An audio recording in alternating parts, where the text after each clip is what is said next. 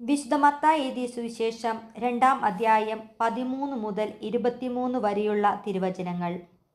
അവർ പോയി കഴിഞ്ഞപ്പോൾ കർത്താവിൻ്റെ ദൂതൻ സ്വപ്നത്തിൽ പ്രത്യക്ഷപ്പെട്ട് ജോസഫിനോട് പറഞ്ഞു, എഴുന്നേറ്റ് ശിശുവിനെയും അമ്മയെയും കൂട്ടി ഈജിപ്തിലേക്ക് പലായനം ചെയ്യുക. ഞാൻ പറയുന്നതുവരെ അവിടെ താമസിക്കുക. ഹെറോദേസ് ശിശുവിനെ വധിക്കാൻ വേണ്ടി ഉടനെ അന്വേഷണം തുടങ്ങും. അവൻ ഉണർന്ന് ശിശുവിനെയും അമ്മയെയും കൂട്ടി ആ രാത്രി തന്നെ ഈജിപ്തിലേക്ക് പോയി. ഹെറോദേസിൻ്റെ മരണം വരെ അവിടെ വസിച്ചു.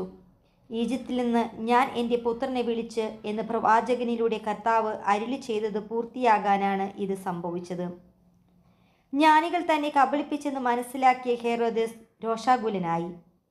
അവരിൽ നിന്ന് മനസ്സിലാക്കിയ സമയമനുസരിച്ച് അവൻ ബെത്ലഹേമിലെയും സമീപ പ്രദേശങ്ങളിലെയും 2 അതിൽ താഴെയും വയസ്സുള്ള എല്ലാ ആൺകുട്ടികളെയും ആളയച്ച് വധിച്ചു. ഇങ്ങനെ ജെറമിയ പ്രവാചകൻ വഴി അരുളി ചെയ്യപ്പെട്ടത് പൂർത്തിയായി. റാമായിൽ ഒരു സ്വരം, വലിയ കരച്ചിലും മുറവിളിയും. റാഹേൽ സന്താനങ്ങളെക്കുറിച്ച് കരയുന്നു. അവളെ സാന്ത്വനപ്പെടുത്തുക അസാധ്യം, എന്തെന്നാൽ അവൾക്ക് സന്താനങ്ങൾ നഷ്ടപ്പെട്ടിരിക്കുന്നു. ഹെറോദേസിൻ്റെ മരണത്തിന് ശേഷം ഈജിപ്തിൽ വെച്ച് കർത്താവിൻ്റെ ദൂതൻ ജോസഫിന് സ്വപ്നത്തിൽ പ്രത്യക്ഷപ്പെട്ടു പറഞ്ഞു, എഴുന്നേറ്റ് ശിശുവിനെയും അമ്മയെയും കൂട്ടി ഇസ്രായേൽ ദേശത്തേക്ക് മടങ്ങുക. ശിശുവിനെ വധിക്കാൻ ശ്രമിച്ചവർ മരിച്ചു കഴിഞ്ഞു.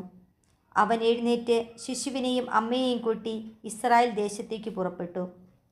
മകൻ അർക്കലാവോസ് ആണ് പിതാവായ ഹെറോദേസിൻ്റെ സ്ഥാനത്ത് യൂദയായിൽ ഭരിക്കുന്നതെന്ന് കേട്ടപ്പോൾ അവിടേക്ക് പോകാൻ ജോസഫിന് ഭയമായി.